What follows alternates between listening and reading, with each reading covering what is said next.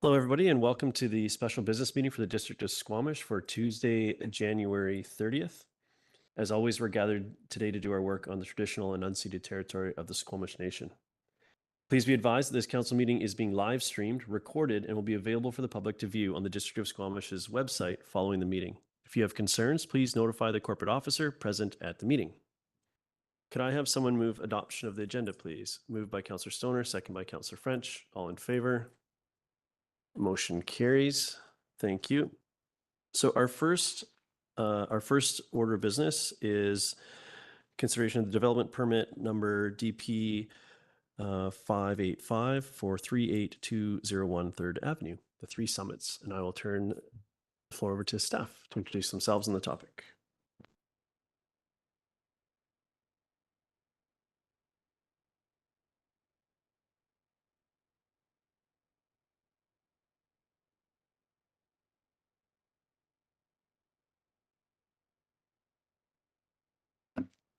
Good evening, Mayor and Council. My name is Carrie Hamilton, planner for the District of Squamish, and I'll be presenting to you today a development permit with variances for Council consideration for the Three Summits development located at 38201 3rd Avenue. So 38201 3rd Avenue was rezoned to a comprehensive development zone 91 in 2018 to support the construction of 232 senior housing units at 38275 3rd Avenue. The rezoning included a land development agreement, LDA for short, which secured a minimum area for a publicly accessible strata park.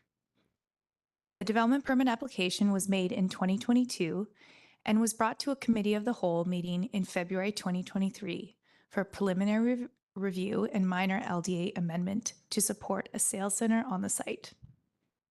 Council had the following general preliminary comments regarding four key topics: general support for the mature tree removal on site as long as sufficient space is maintained for future mature tree growth, general support for height variance with a request for additional visuals and details to illustrate variances and massing change, general support for intersection and Eaglewind Boulevard revisions to support safe use and active transportation, and general support for combining commercial and visitor parking stalls, and generally not supportive of residential parking reductions, with some councillors supportive of residential reduction. So the subject property is a corner parcel, my apologies, located at 38201 3rd Avenue, with a frontage on 3rd Avenue, Pemberton Avenue, and Eaglewind Boulevard. The property is within the downtown residential land use area and subject to DPA 3 Universal Guidelines review. The property is also within DPA 2 flood hazard area and DPA 11 wildfire hazard area. These DP areas are exempted from with the registration of a Section 219 covenant, which are listed as conditions of this development permit issuance. The site is not within an environmentally sensitive area and does not trigger DPA 1 environmental protection review. This DP application is for a mixed-use building broken into 3 distinct apartment buildings, ranging from 6 to 7 stories.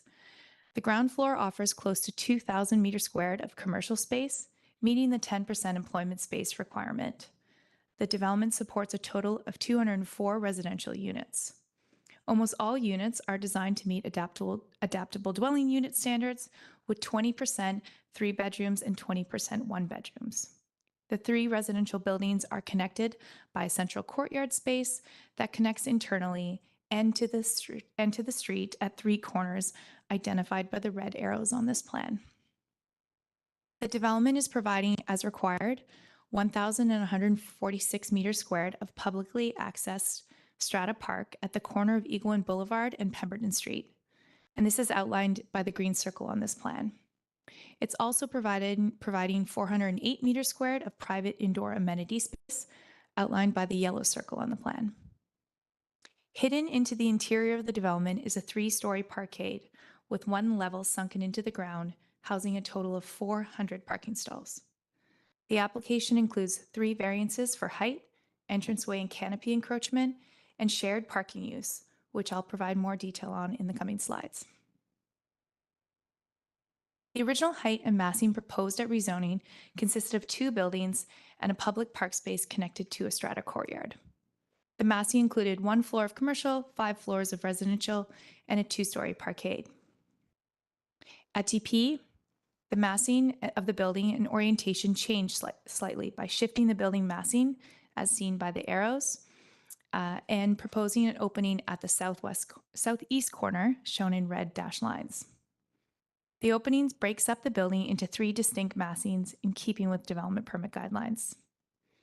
As a result, the building along Eaglewind Boulevard was reduced in length, as seen by the blue area on the slide, and the building along Pemberton Avenue was shifted over to the west, pushing the public park space further into the southwest corner of the site.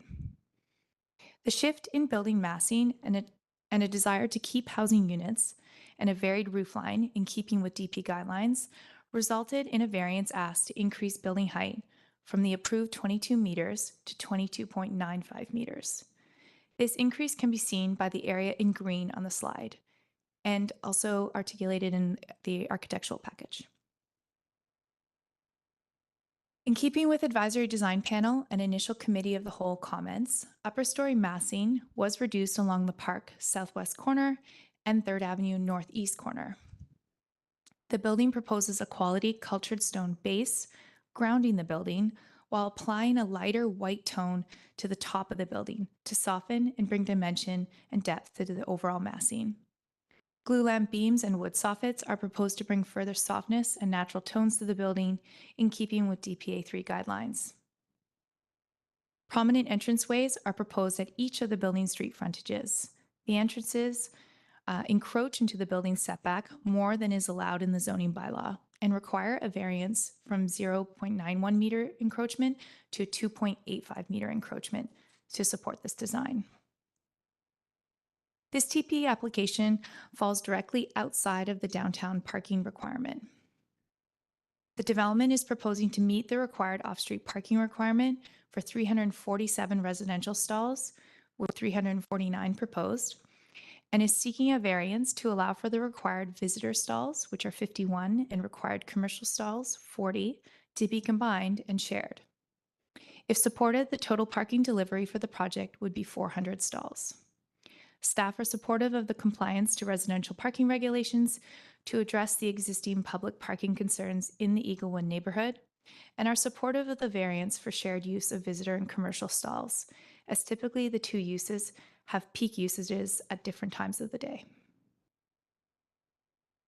In keeping with the rezoning commitment, 1,146 meters squared of publicly accessible strata park is proposed at the corner of Pemberton Avenue and Eaglewood Boulevard. The park is designed to meet district neighborhood park standards and has been reviewed by the district's park planner. Regular maintenance, upkeep, and replacement of the park will be managed by the strata and will be outlined in the park right-of-way agreement, which is a condition of the DP issuance. The corner park includes play features for 1 to 5 and 5 to 12 age groups and incorporates a variety of play equipment and diversity in keeping with district neighborhood park standards. The park also includes a variety of seating areas and rest stops, including a covered structure, seating area, and open lawn space. It also includes active commercial space with 2 commercial patios proposed beside the park space. An essential staircase provides access from the corner park to the upper story courtyard park. The courtyard is designed for a strata residence use and includes a mix of community gardens, seating areas, lookout areas, unstructured lawn space, and an activated children's natural play area. DPA 3 guidelines include a guideline to preserve mature trees on site where possible. Both Committee of the Whole and Advisory Design Panel were asked to comment on if the guidelines should be followed for this site. Both committees generally supported the removal of mature trees due to the location and impact it would have on the development, but recommended to ensure areas for large mature tree growth were preserved and considered in the site design. The tree replanting plan is included in the landscape package and is shown to the right of the slide. In summary, the mature trees on site will be removed and 70 new trees will be planted on site. So as part of the development, frontage and intersection updates are expected to follow with this development and will be reviewed further at servicing agreement. 3rd Avenue and Pemberton Avenue will be updated to provide a boulevard space and separated bike lanes along the frontage, in accordance with the Active Transportation Plan and Official Community Plan. The made parkade entrance for the development was not recommended on either of these streets due to the high risk of conflict with cyclists and the street's higher vehicle volumes. Eaglewood Boulevard is a local street designed in 2005 as the entrance to the Eaglewood community and provides the safest vehicle access point for the development. It is a unique road design with large one-way roads and parking and lawn landscaping area in the middle. Adding vehicle and pedestrian traffic to this area highlighted concerns for a lack of pedestrian and vehicle safety with the current roundabout design, and a lack of cycling and safe pedestrian crossing infrastructure along Eaglewood Boulevard and the intersection. As a result, staff are recommending securing an update to the land development agreement to ensure improvements are made to the Eaglewood Boulevard and the intersection at servicing agreement. The current draft intersection improvement is still under review and is shown in draft here and in attachment 8. As a result of the development's entrance off Eaglewood Boulevard, there was concern from staff and the public regarding highway bound traffic using Eaglewood Strata roads to enter and exit the development site. A traffic memo was requested to explore these concerns further, and the traffic memo indicates that inbound vehicle trips from the highway are faster and shorter using Pemberton Avenue, which is the blue route on the screen, and that about 95% of inbound trips will take this route. Outbound trips are slightly shorter through the Eaglewood Strata roads, which is the red route, and slightly faster during morning rush hour. However, during evening rush hour, outbound trips are equal to or worse than the blue route, depending on traffic and the Bailey-Cleveland left turn delays. As a result, it is expected that 30% of the morning traffic and 15% of the evening traffic from this development may choose to travel through the Eaglewood Strata roads, which is the red route. To further reduce this potential vehicle use through the Eaglewood Strata roads, a local traffic-only sign is proposed. So the development was presented at the September 21st, 2023 ADP meeting, which is the Advisory Design Panel. The proposal was well received for its design and density, including its variances. The project was overall supported by the ADP with some minor resolutions to address with regards to accessibility, reduced massing, and park activation, all of which were addressed. The development is meeting the strategic plan of connected and livable community, as the development creates a new park space, commercial patio spaces, and new active transportation infrastructure. The OCP amendment and rezoning is supported within the OCP policy through several policy objectives. So primarily to support for infill development in this particular area, encouraging pedestrian-oriented retail space, encouraging activated and vibrant public and park space, and maintain reduced parking standards in the downtown. This development was posted on the online development showcase with 3 development information signs posted on the site as per the district land development communications policy. A public information meeting was held on September 20th, 2023 at the new Westwind Senior Housing, and there were over 40 people in attendance. At the time of preparing this report, staff have received a combination of 46 comments from members of the public regarding this application. All public comments to date can be found in attachment 11. Variance notices were sent in accordance with legislation. So staff are recommending council authorize development permit number 000585 for the property located at 38201 3rd Avenue, subject to a number of conditions of issuance. They are registration of a sidewalk right-of-way covenant for public access for sidewalks on the property, an amendment to the land development agreement to further secure the intersection upgrade, registration of a park right-of-way covenant for public access to the park, registration of a flood protection and wildfire protection covenant in accordance with the district's hazard policies, and registration of a shared parking use covenant to ensure the visitors and commercial stalls remain shared use for the life of the building. The development permit includes 3 variances as follows: for height, projections into the required setback, and shared off-street parking. Alternatively, council could refer the development permit back to staff for further review as an alternative recommendation. That concludes my presentation and my poor job of rolling my R's this evening, and welcome public and council's comments. Thank you. Thank you very much. So council, before we go to the public, do you have any questions at this point? Councilor Stoner, start us off. Yeah, thank you. Thanks to staff for the presentation. A few questions. I'm just wondering if staff can confirm if there is an accessible path from the public park into the courtyard on the corner of Eagle One Boulevard and Pemberton, or are we expecting folks to travel to the corner of Pemberton and 3rd to access the courtyard? So through the mayor, there is no accessible park or pathway from the park to the courtyard from the southwest corner of the development. There are accessible pathways in the site, and you can find them in the architectural package that they've highlighted them. And those pathways will allow for accessible pathway for commercial parking to access the commercial units. Okay, and then just to clarify that the courtyard is intended for strata resident use only, but the staff package says that the stair access won't be gated. And so I'm just curious how people are meant to understand that that is where the public versus the private realm is. Through the mayor, there was a desire to kind of keep that open to, per se, that if visitors of the residences in the strata wanted to use that to access to access the residences, to keep it open. There could potentially be signage that they might choose to put on there to inform the public, but it is intended to be just the staircases to the courtyard. Okay, that's helpful. Another question just on the height variance. When we saw this a few months back, the height variance was for a greater request of 25 meters, and that's been dropped to 22.95 meters. I'm just wondering if staff can confirm the final height of the commercial units as well as the final height of the parkade.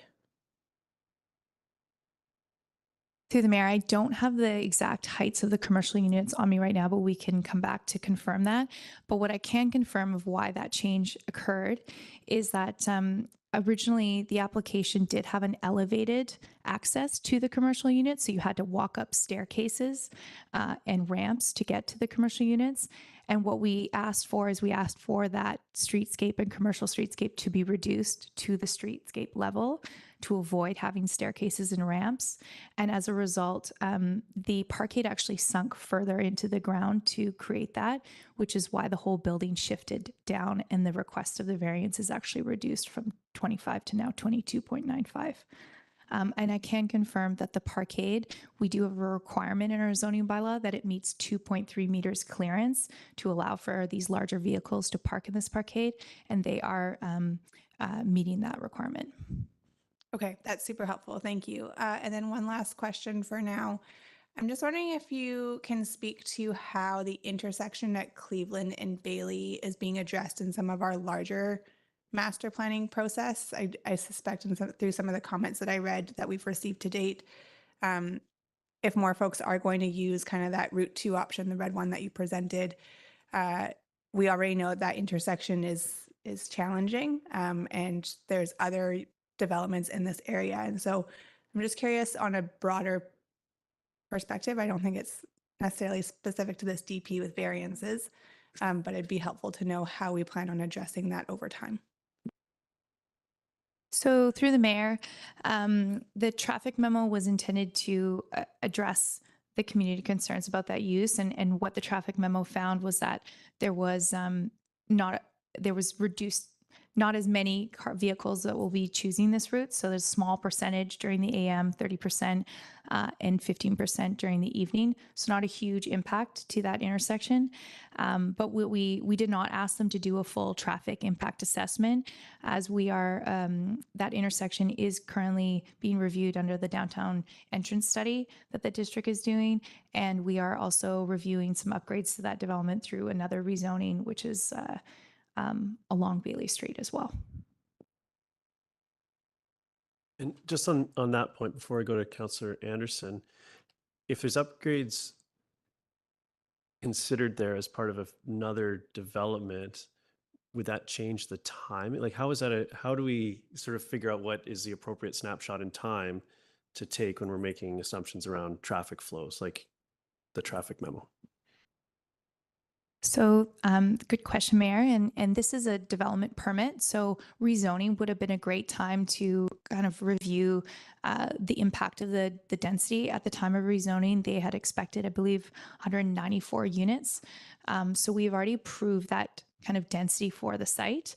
And a rezoning on the Bailey Street development is a great time to review further impact to that intersection. Okay, thank you. I have Councillor Anderson, then Pettingill. Thank you. Firstly, a couple of our correspondents have brought up the issue of safety concerns for the younger children in the park at Pemberton and Eaglewind, and have pointed to the example of Stan Clark Park across the road from us, where there is fencing. And in my view, that fencing has contributed to the success of that park and the safety for those that are using it. Can this be a consideration, or is it a consideration for Three Summits and the small children park? Through the mayor, that's a great question, and something staff and the park planner also reviewed in the design. The design here is heavily vegetated and providing a number of treed and vegetation barriers, and the park is offset from the street, so not as close as the Stan Clark Park design. And so the park planner felt that a fence wasn't necessary at this location. Given how pushed back the park was and the thoughtful use of the vegetation to provide a barrier. Thank you. Another topic that's brought up from the public input is the entrance to Eagle Grove. And it's being emphasized that it's not a through road and it's essentially a driveway. And there's a suggestion that there may be appropriate signage to indicate this. Has this been taken into consideration? Through the mayor, certainly it's a great question, and definitely something that our engineering staff will be reviewing at servicing agreement at detailed design. And they are very much aware that signage would be required to further support that it's a driveway residence for the Eagle Grove residents. Thank you. And finally, as I look through the architectural and landscape plans, I found some inconsistency in the renderings regarding the facade, that is the cultured stone facade. I'm in favor of color, and I wasn't sure whether the plan had landed on a splashing of blue, I think it is, color to that facade. Is that the case? So through the mayor, we do have development permit guidelines that speak to natural colors, but that does speak to adding some vibrancy colors to a development. We specifically asked this question of advisory design panel to see if they wanted to support a bit more splash of color in this development. And the panel came back strong to support the existing design as is, and did not recommend any use of color. So to clarify, there is no splash of blue. It might look like a hue of blue, which is the stone culture that might come up. Thank you. Thank you, Chair. Thank you. I've got Councillor Pettingill, then French. Yeah, thanks. A couple things. The first one, we made some changes to our bylaws around the step code last year. I'm just wondering if the changes we made with the zero carbon step code, will they apply to this development? Do you know? Through the mayor, they would apply at building permit if they chose to go for the reduction. Okay, thanks. And there's no commitment from this developer at this point to go all electric or no gas. Is that correct? So through the mayor, it is in a small print in the legend, but it does say that they are going all electric. Okay, great, fantastic. Now, I'm just trying to clarify the large mature trees. I'd understood that there's 12 of concern. From the written report, I thought we were losing 4. From the verbal report, I thought I heard 7. I'm just wondering if you can clarify in terms of the sort of large mature trees we've heard about, what the numbers are in terms of what we're retaining and what we're losing. Through the mayor, certainly. I believe then this is there was some discussion about this in the committee of the whole meeting about which trees. Staff had highlighted 4 trees that we had thought could be retained. So that might be the clarification, but I believe there are a few more trees on site that would be considered larger and part of our tree permit for removal. I can't confirm the exact number of that, but it probably is around your 7 number. And to confirm, we are proposing to remove all of those trees. Okay, thanks. And then the last thing, the memo does speak to the road through Eaglewind, but it is a strata road. So does the strata have the ability to gate it or put much more significant traffic calming, or do we regulate the level of traffic calming or control of access to those roads? Through the mayor, I believe we would not be regulating any access through that road. Councillor French? Oh, sorry. On this point, Councillor Stoner? Yep, Yeah, sure. just to clarify, do we know if there's a public right of way on that Strata Road though? Through the mayor, I know we have public right of ways when we have utilities through the road, and I know that we do have utilities through some of those strata roads. At the moment, I cannot confirm if that particular one has it or not. But Thank you. Councillor French? Thanks, Mayor. I want to follow up on Councillor Anderson's query about the Eagle Grove driveway. I think you may have answered my question in answering Councillor Anderson, but I just want to check in on it.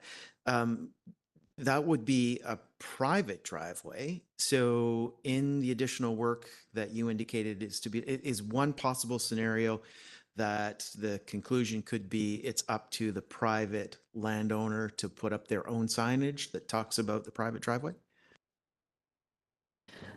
yeah, through the mayor, the intersection is within the district's road right of way. And so the changes that we make to that road right of way, how it connects to the private strata area, there's a large piece of land between that. And so we would have to provide access to the Eagle Grove strata, we would have to build a driveway on our road right of way to connect to their driveway. So I believe the signage and the improvements and the exact design details will be something the district engineering team will look at and be proposing as part of those upgrades. Okay, great. And I'd like to know where in the proposed development are the eaves and awnings that require the extension to up to 2.85 meters? Is there a specific place in the proposal where this variance is needed? Or is this going to provide overhang onto sidewalks that will protect pedestrians? Can you just talk a little bit about that? Certainly, through the mayor, there is a site plan in your architectural package that speaks to this and highlights particularly where they are. There's going to be 3 of them that require the 2.85, and those are the ones that I showed in the visual this evening, which are the large glulam beam kind of entranceways. They are the lobby entranceways to the residential buildings. They do not come over into the sidewalk, the public sidewalk area. They do come out into kind of the commercial private pathway area and encroach over that. But we did ensure that they don't impact street trees and they don't impact the sidewalk area that we do need for the public. Thank you. On the I just have a few questions of my own. On the parking, the shared proposal, in the CD91 zone, what uses were sort of assumed there that would be, I've seen shared parking be successful when there's a sort of a 9 to 5 use and then an evening use is generally when the visitors come. What are the assumptions there for the operation of the commercial spaces that led to this recommendation? Thank you, Mayor, for the question. Ms. Fletcher is currently pulling up CD 91, and I will speak from memory as I wait for the exact details. I do know that the CD 91 supports neighborhood commercial, and that supports uses such as restaurants and cafes, personal service establishments. It also includes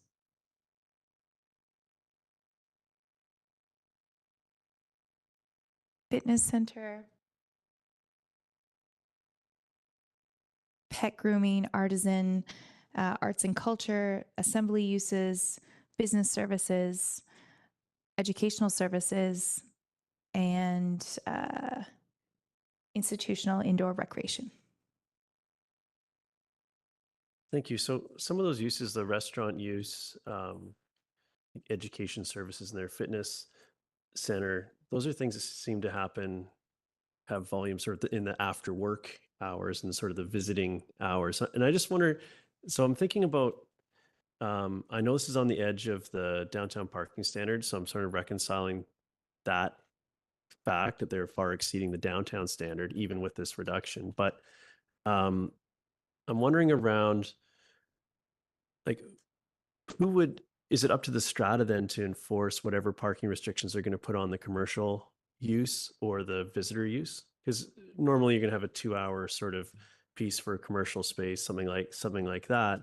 But then visitors might be there overnight or or longer there for dinner. So how do those, like, the success of this proposal, I think, comes down to like that managed, like how it's actually managed. What could we expect to happen in the space in that regard? Yeah, it's a great question. And currently right now with our visitor parking stalls, we leave them to stratas to manage. Some stratas choose to do parking passes to manage them and others don't.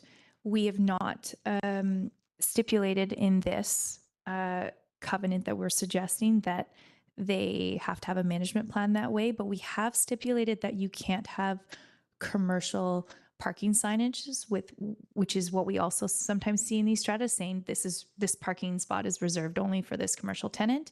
We have strictly put that, we're proposing to strictly put that in the covenant to ensure that they do not have that signage so that the parking stalls remain open for varied uses. Okay, thank you. I'll mull that over. Councillor Hamilton. Thanks very much. And it's interesting to me. This was one of the first EPs that I saw when I started on council almost a year ago. And it's interesting to me to reflect when I saw the staff perspective regarding the mature tree removal. Yeah, and I thought to myself, that wasn't my recollection of our conversation. So I actually went back to the video and watched the video and thought, oh, okay, there was a near, a general acceptance of the removal of the mature trees, except there was some opposition to the removal of the Norwegian maple. Yeah. So in my own reflection, I absolutely see that this is a balance between maintaining the mature trees in our community that are loved by our community and allowing our community to have residential density at the level that we need in our community so that we don't sprawl out further. So this is not a question for staff, but a question or a signal for council that I might suggest I don't know if I can amend this because the motion is quite thorough, but a possibility of referring back to staff in reconsidering of this Norwegian saving or keeping the Norwegian maple, just to make it very clear what council's perspective is on this one tree. I think I'll speak to sort of procedurally before I go into the, rather than comment on the intent. I think any changes that council would like to see at this point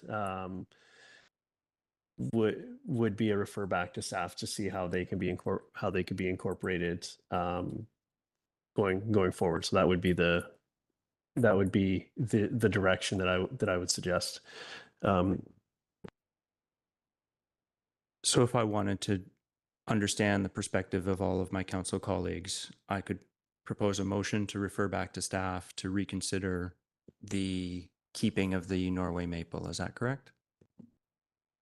That would be one way to get there. I also think that this evening we have a public piece, so I would want to make sure we go through the next steps before we consider any motion. So not particular to your to that topic. So I'll go around council if there are any other questions for our staff at this point before we go to the public portion, and then we'll have some time following that to sort of dig into what we've heard already and what we may hear from any comments from the public. So do you have any other questions on this point? Okay, so council, any other questions before we go to the public portion? Seeing none, we'll move on. Now I do have a bit of a script for this piece. So the proponent and members of the public will be given an opportunity to be heard with respect to council's consideration of the development variance permit number DP 585 for 38201 3rd Avenue, known as Three Summits. There are 3 proposed variances to the zoning bylaw, which are outlined in the staff report, which was included as part of the agenda and available on the district's website. Members of the public are reminded that you may only speak to the variances during this process. The variances are section 40EEE.2, maximum height. So maximum height be varied from no principal building shall exceed a height of 22 meters to no principal building shall exceed a height of 22.95 meters. B is section 4.11B, projections into required setbacks be varied. So varied from eaves and awnings may extend to a maximum of 0.91 meters to eaves and awnings may extend to a maximum of 2.85 meters. And section 41.7, off-street parking requirements be varied from visitor parking at 0.25 spaces per townhouse or apartment dwelling unit for visitor parking, which shall be clearly marked visitor parking only within the parking space, to visitor parking 0.25 spaces per townhouse or apartment dwelling unit for visitor parking and can be combined with commercial parking requirements for shared use, which shall be clearly marked visitor or commercial parking only within the parking space and cannot be restricted for a specific commercial tenant use. So those are the variances we're discussing. We're trying to make this a safe place for everyone to voice their opinion without interference from others. Therefore, I ask that members of the public maintain order and quiet during the process. Please do not applaud or interrupt any speech or action of members of council or any other person addressing council. All speakers will be given a maximum of 5 minutes to address council. For all speakers, please start your remarks by clearly stating your name and neighborhood. I'll first call on the speakers participating in person. Please raise your hand and wait to be recognized to approach the podium. Details to participate via telephone or the WebEx platform are displayed on the screen for those who have logged in from your computer or are watching the live stream of the meeting. Instructions are also included on the district's website. There will be a moderator who will communicate with people participating online. Please note that this meeting is being recorded and web streamed live, and the recording will be posted on the district's website. Media may be present at the public, and the public can advise the media if they don't want their picture taken. So with that, I would give if there was a representative of the proponent that wished to speak, this would be the opportunity to do that before we move on to the public. I don't believe we have.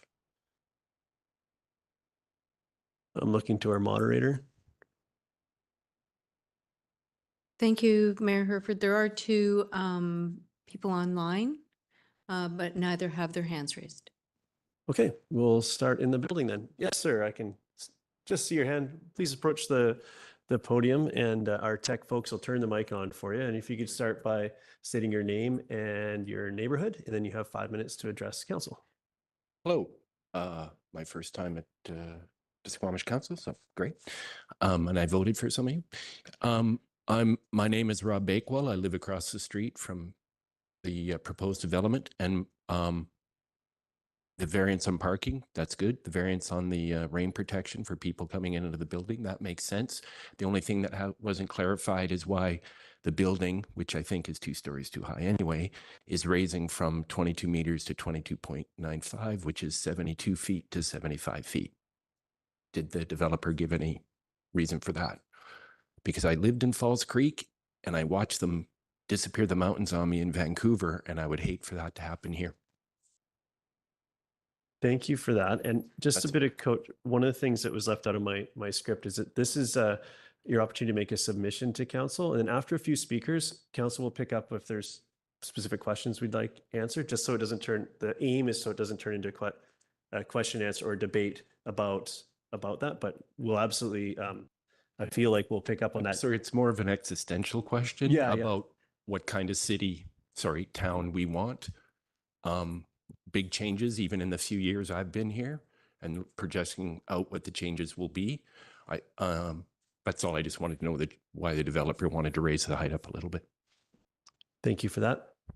So, and for the rest of the speakers, we'll after a few speakers, we'll go back to council and we'll see which questions get picked up, so we can have perhaps get some clarity on any outstanding questions. Is there anyone else that would like to make a submission? Not seeing any in the room. I'm going to our moderator. We have a couple online participants. There are still no hands to speak. No hands to speak.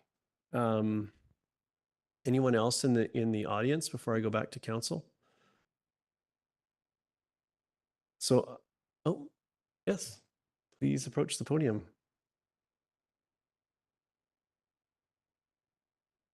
Hi, my name is Gloria, and I am from Eagle Grove. I did submit a letter, and I know that probably everybody's reviewed them. So we don't need to readdress what we've already submitted, correct? All right, so the other thing is that on the original plan, there had been some communication about what we would like to see in the boulevard, the new boulevard. So now the way it is, we're just wondering what will happen there. Is there going to be any new planting, or is it just going to be the remaining 2 trees that are on the current roundabout and grass? Okay, thank you. Thank you. So any other submissions? Yep, go ahead. Hi, my name is Nicole Beaudry, and I live at Eagle Grove. My partner and I, we both need our vehicles to work. I'm an essential worker, so I need to have my vehicle. And my partner works in Whistler. And he right now is parking on the boulevard.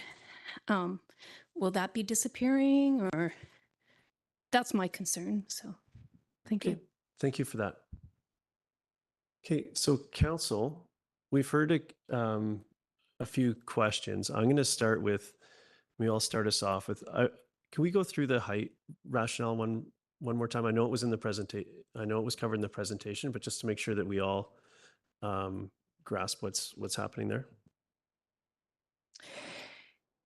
Yeah, so with the height, the difference between 22 meters and 22.95 meters through the viewscape study that was done as part of the package does show that doesn't make any impact to the impact of views. At 22 meters, we are losing mountain views at some particular areas. For the height, that does show that the increased height does provide some variations for roof lines, which is in keeping in the DP guidelines that we have. We want to create kind of varying roof lines and not just flat roof lines. So that is one element of it. And I believe the other element of it is just that they are kind of pushing the massing of the development into kind of smaller massing blocks. And as a result, they've had to increase the amount of units that they're providing in each of those blocks, which has required an increase to that height. Councillor Stoner? Yeah, thank you. For further clarification on this point, I'm curious if this has resulted in more buildable area for the developer, or if the buildable area, the floor area ratios have remained the same. It's just the massing form of the buildings that are different. Thank you, Mayor. Through the Mayor, that's a great question. And to clarify, the rezoning was approved at 1.8 floor area ratio, and the development is proposing 1.8 floor area ratio. There's no difference in the density, and they are proposing relatively close to how many units they had proposed at rezoning. Thank you. So I remember in an earlier interaction with this project, some of the rationale was to protect the views of the existing building by moving the park to the corner and pushing a little bit on the that building, sort of making it more, I don't want to say dense because that's not the technical phrase, but more condensed. And is that one of the other the driver of the height variance? Yeah, so they are pushing the building back along Eagle Wind Boulevard, which will open up more views for the Eagle Grove residents. I can't particularly say which ones, but it will open up the building a bit more along that side. So you're correct. Thank you. And then there was a few questions around the boulevard design, and the one that we saw today was a little different than the first iteration that we saw. So how is that? There's questions about the plantings and parking, and what's the process for that particular piece? Am I correct to say this isn't the one touch point for that? There's some other considerations and another process, or where do we see that final design? Yeah, it's a great question. And it was something that did come up in the public information meeting as well, which we talked to residents about. It is a unique situation here where we do have this really wide road right of way. And technically, our servicing agreement allows for redevelopment of their side of the frontage of that road. And so it kind of creates a very unique situation for this particular area. So at this point, we have negotiated with the developer to ensure that they are doing the intersection upgrades and the upgrades along that road section adjacent to the development. They will be kind of planting that area for grass, but they are not committed to activating it or beautifying it with other trees or planting or shrubs. At this time, it is district area, and we would be looking to do any upgrades to that through a park plan or part of our Parks and Rec master plan once we do that work, and to identify when we can budget and when we should be updating that area. Thank you. And just on this point, there was in earlier sort of concepts of this, those two, sort of the boulevard effect was gone, and it's a 2-lane both directions, and then, which I thought was interesting and potentially made that the remaining park space to the west more usable. It would take parking configuration changes, and there was some talk around that. Have we landed on this design that sort of just merges that one south, I guess that'd be the southbound lane, pinching over near the roundabout and leaving the parking and the rest of that sort of boulevard effect as is? Yeah, so this redesign encompasses all the work that the developer will do as part of this development.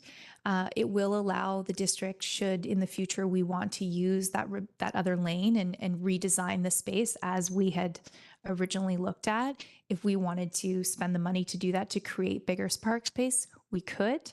The area is there, and then the intersection is now there as well to do that and support that.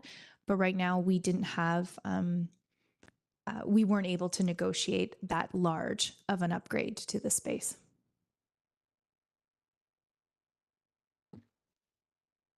So I'm just thinking on this point, I don't want to belabor, there's many pieces of this. I don't want to go spend too much time in one spot, but when we're doing that part, the traffic memo, and you come out of the exit, are you going to be able to make a left, or are you going to have to turn right and then like you're going to go out through the road that we're looking at that signage to control the local use only, or you have to do a right and then a left to loop back around to get out? Like, is that flow there, and does it make, and Those are all really great questions, and questions our engineers have also asked. And it is, we don't want it to get into the weeds at the development permit. This is a servicing agreement review, and those details are definitely getting looked at servicing agreement. The design right now is preliminary to ensure that we at least ensure that we get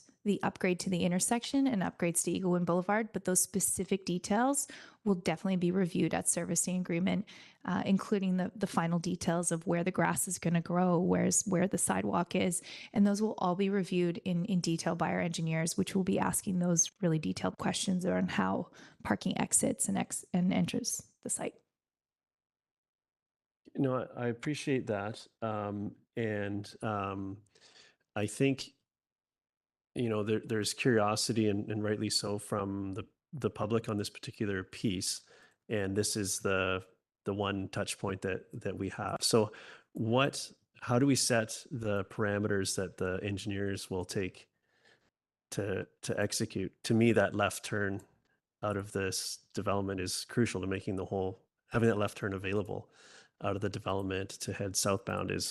That needs to be the most convenient thing to do, not to start your journey the way that we don't want them to go and then have to loop back around to get out. So to me, that's an important consideration as to how this whole piece works. So how do we set those types of expectations without getting too far in the weeds? I appreciate that I'm on, that it is stuff that happens outside of the DP process, but I want to make sure that that intent is set as that they know which problem they're solving for.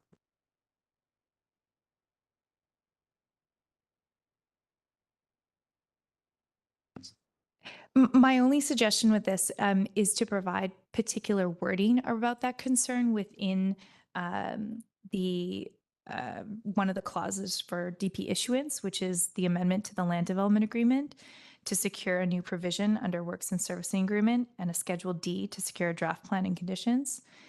You could potentially provide more wording to just ensure that that left turn parking is resolved in the detailed design review. But at this point, the intention of that was to cover kind of the detailed design at that later stage. Okay, thank you for that.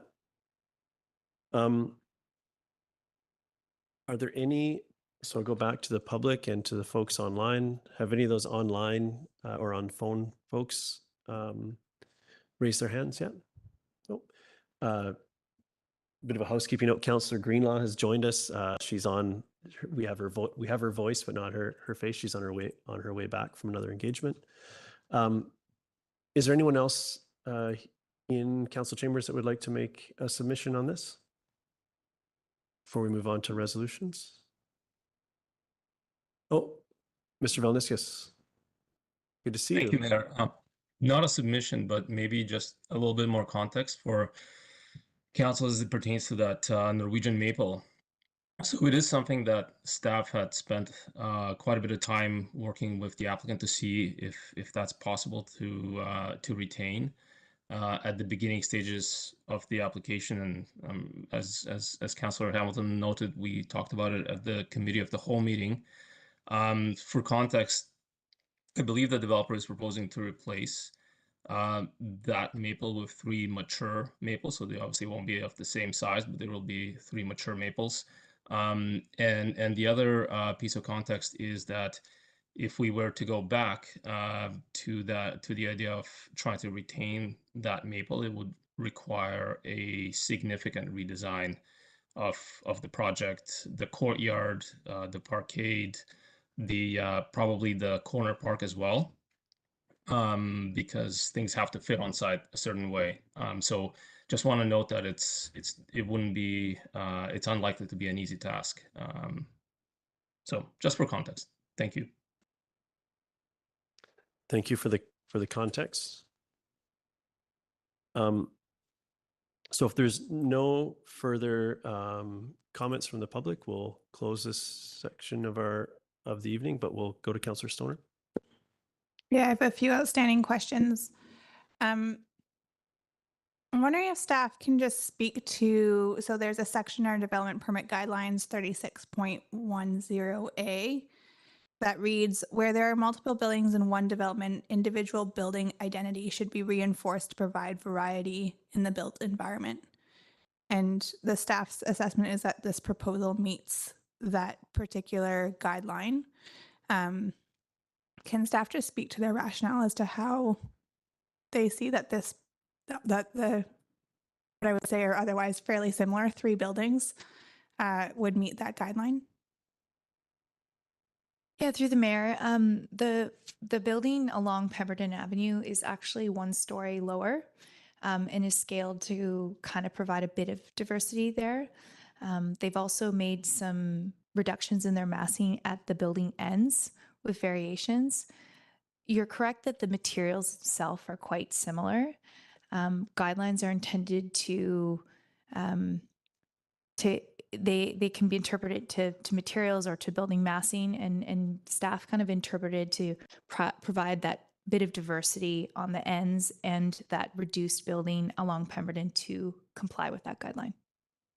Okay, that's helpful. And then my other question was just a procedurally, it says that the adherence to DPA guidelines, I think it's 2 and 11, are waived through adding a covenant on title. And I'm just curious how we can do that. Like DPA 11 guidelines are specific about like the roof and the type of materials that can be planted. Are we still making sure that the right materials are being, or the right type of landscaping is being provided? And why doesn't it have to meet the DPA guidelines? So through the mayor, yes, it doesn't mean that it's not looked at. So the policy, the hazard policy itself allows us to remove that detailed review because the covenant on title requires that it's done and that it meets the policy. So staff are still reviewing it to ensure it meets compliance, and as well as the architect or the landscape architect is reviewing the plant selections and those details. But the covenant is an extra security to ensure that the strata is aware of this as well. And that they have to continue to follow these hazard guidelines.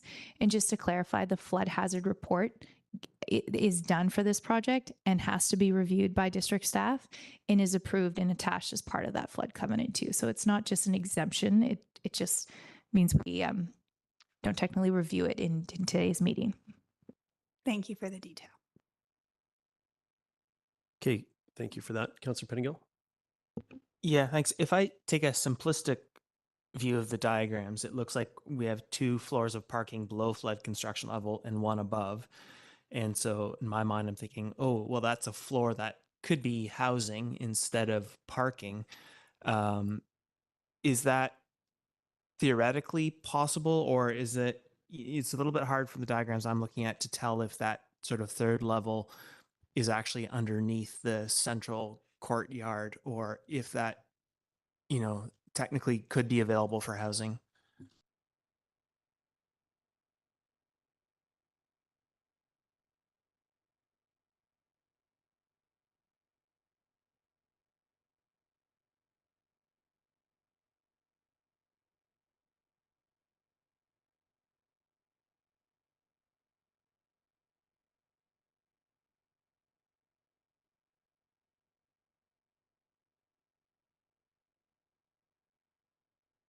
Sorry, through the mayor, we're trying to just confirm. Oh, that's the slide I want. 1 second.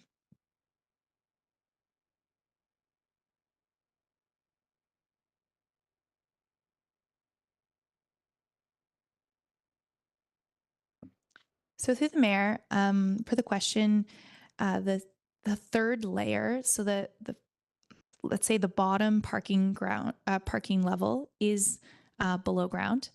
The second parking layer is within the FCL area, so it could not be residential. The third layer could potentially be residential.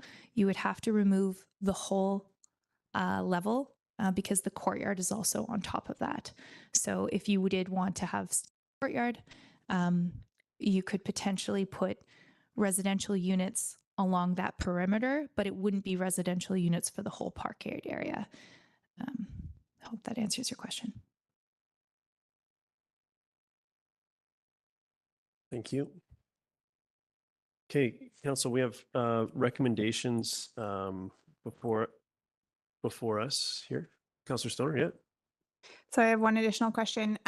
Staff have mentioned a few times that this falls just outside of the downtown parking requirements. Can you just remind me, if it were included in that parking requirement standard, how many parking stalls they would have to provide? Through the mayor, that would be 204 parking stalls.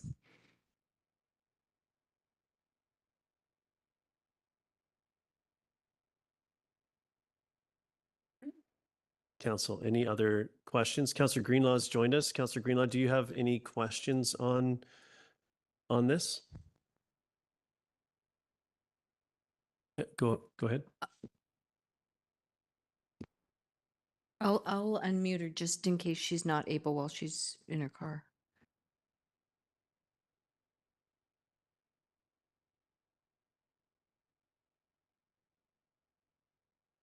Councillor Greenlaw, any questions on this point? Oh, it's not. You're not unmuted yet. Okay. All right. Councillor Hamilton, your hand. Yep. Yeah, if there's no other questions, I'll propose a motion, and I want to recognize that we are a long way down the road of the design of this development. And it's a major thing to ask a developer to change at this stage in the game. But that seemed true a year ago as well. And that probably seemed true as soon as the application hit our table.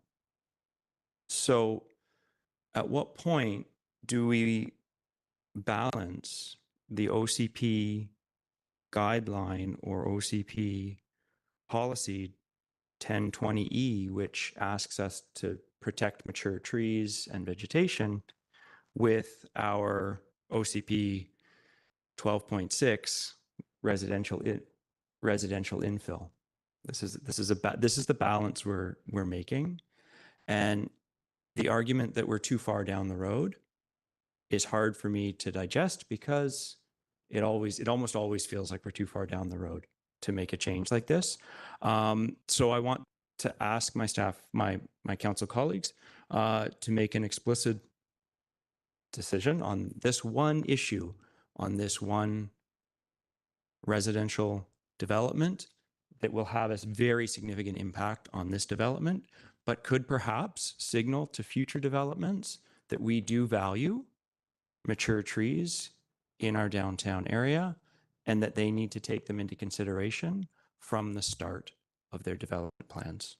So with that, I'm going to propose a motion that we refer this DP back to staff with a request that they consider the inclusion of the Norwegian maple in the plans, or to not remove the Norwegian maple. Is there a seconder for the motion?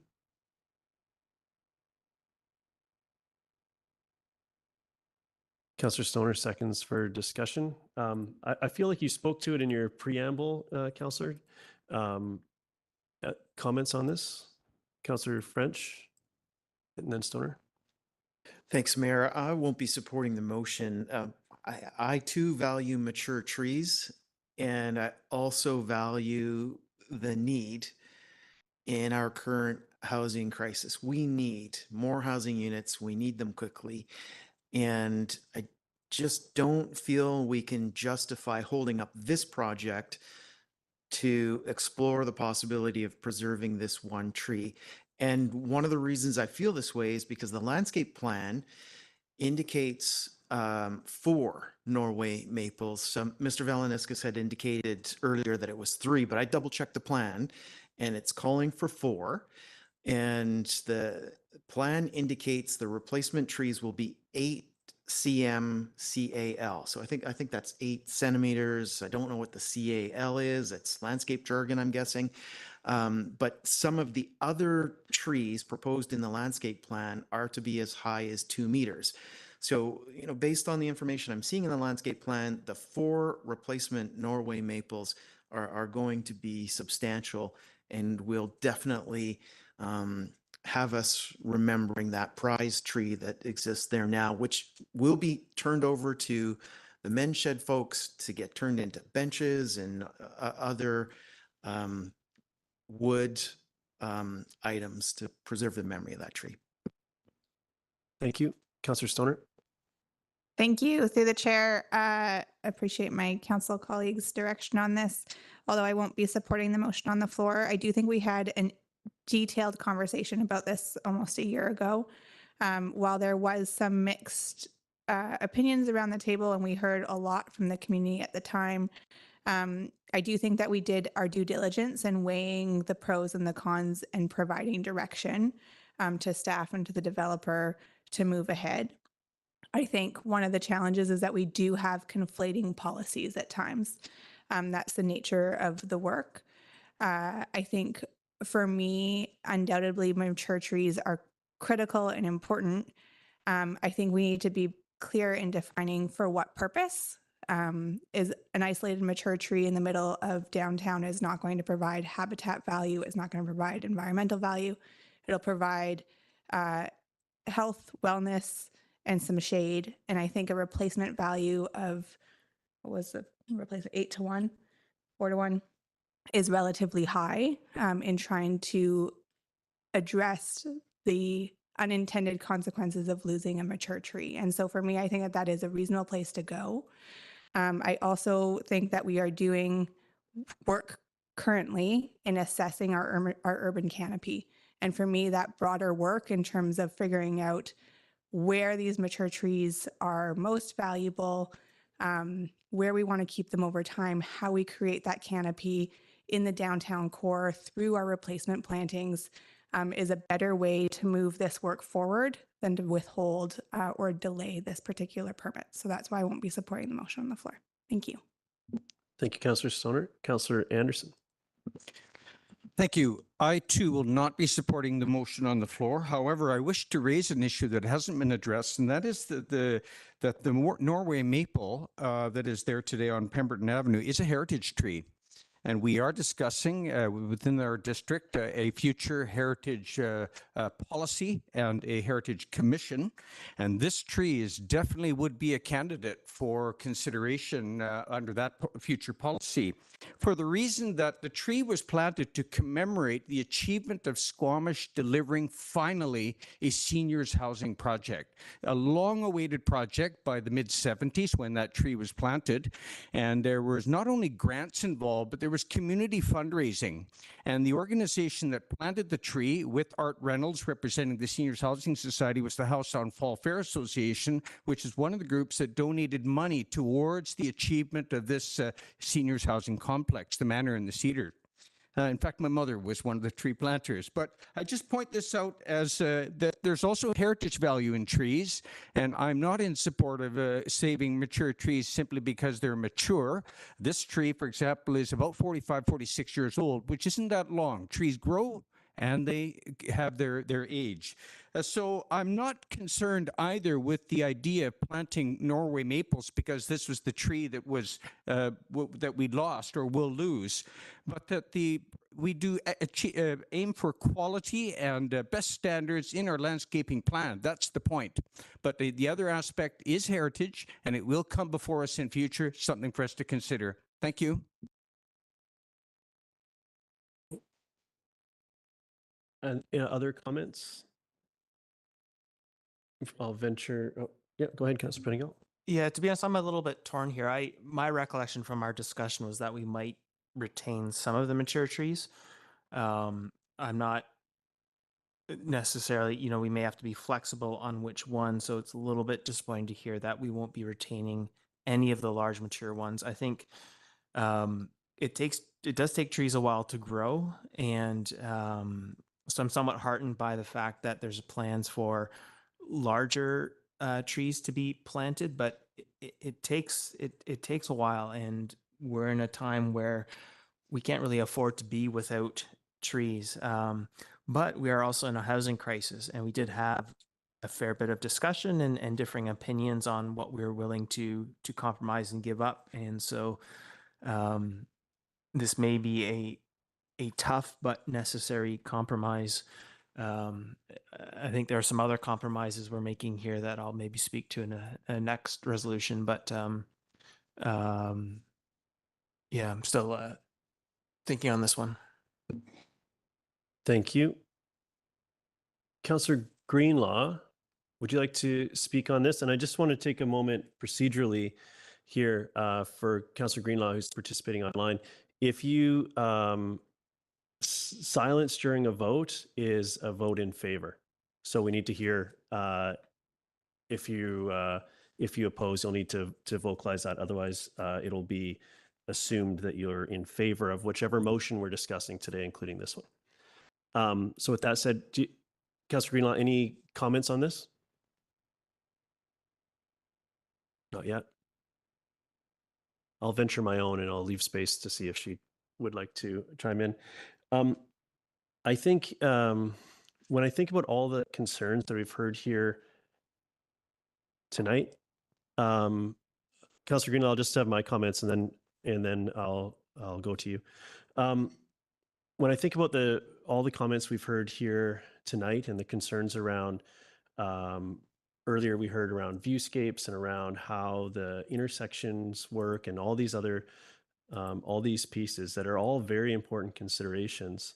I think about that tree and where it sits mid block, and the proposal as it sits puts the park use on that corner, which is what protects the view from Eagle Grove, and moving to protect to retain the tree. I think would is as noble as that concept is, with the approved cut lot coverage and density there.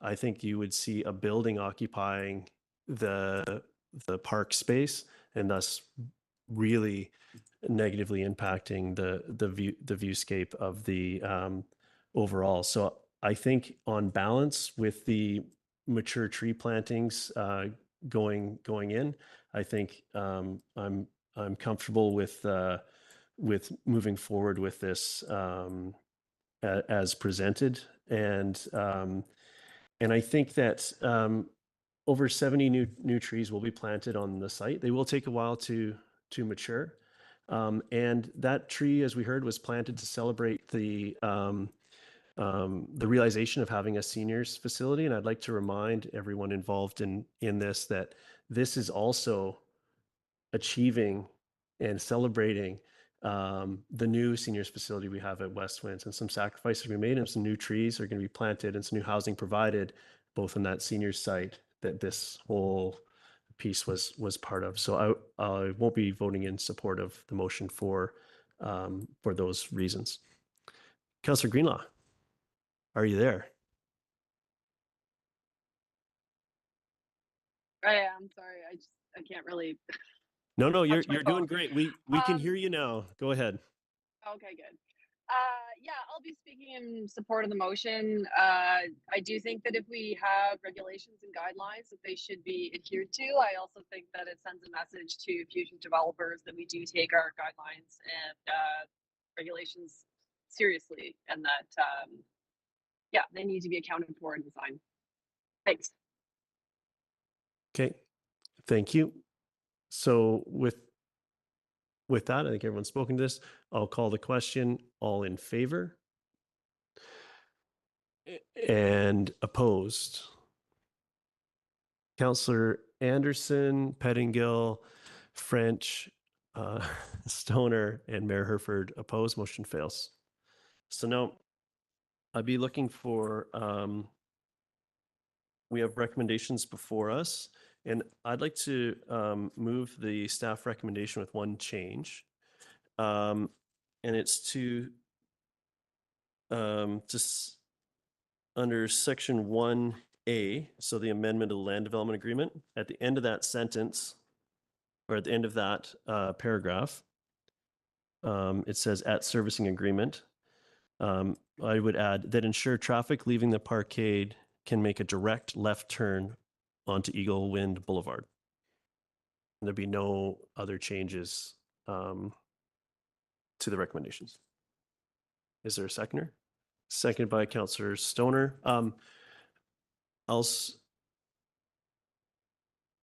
Sorry, what was that?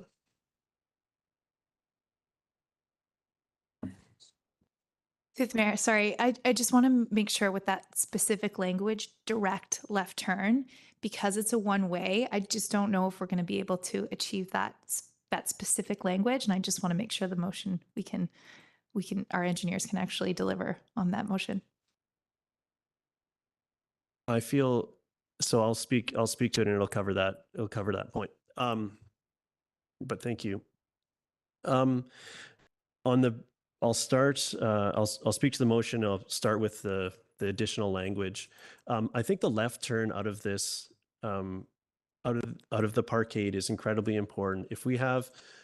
We've already talked about ways to deter people from from going into the Eagle Grove, and into the and Bailey and so on with some signage, but we can get ahead of that with design and ensure they never head that way, then have to turn back around.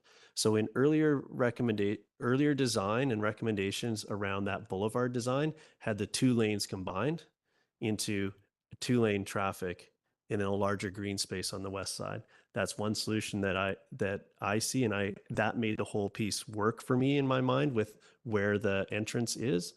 And the design we see now has just the southernmost portion of that adjusted, which fixes the intersection, which is really important. I actually go through that intersection daily, and it makes very little sense currently. So I get that that's an improvement. But I think to ensure the traffic flow that we are after here, that the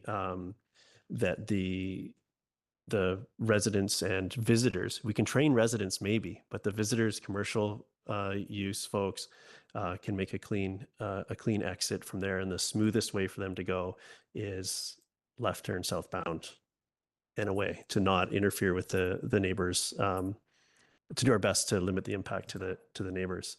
So that's that one point. Broadly, I think this is really an interesting development. I was happy to see the parking all numbers and everything accommodated on site and under that central courtyard. I think the height variance, one of the pieces with that for me is keeping that building as far away from the sight lines as possible, so that we can see over through the park and to the and protect the views as much as possible. So I think that variance is very modest and I think has a good impact on the overall. I also think the variance to the required setbacks for the eaves makes total sense, and I'm optimistic that the parking is manageable. It does far exceed the downtown parking standard there, even with this reduction. So I feel it's supportable. So I'll be voting in favor. Councillor Stoner, and then French. Thank you. I'm just wondering if the minute taker could reread what the amended language is for section A. I have after servicing agreement that ensures traffic leaving the parkade can make a direct left turn onto Eagle Wind Boulevard. I'm going to say like southbound.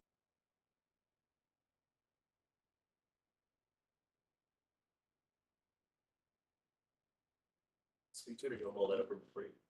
Sorry, did you want to speak to it now, or did you want to mull that over and I can come back to you? I'd like to propose an amendment to the amendment.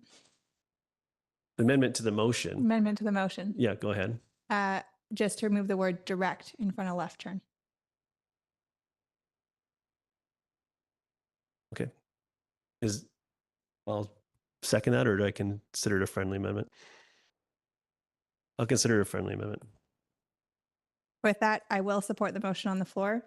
And I do think that that minor amendment, although it feels nuanced and perhaps unnecessary, I do think it provides a little bit of flexibility for staff and the proponent to go away and figure out the best way to ensure that there is an opportunity to left turn out of there, recognizing that there's already a lot of built infrastructure. And so this might be really, really challenging to actually achieve. And so that is one of my concerns with the specificity of the direct left turn.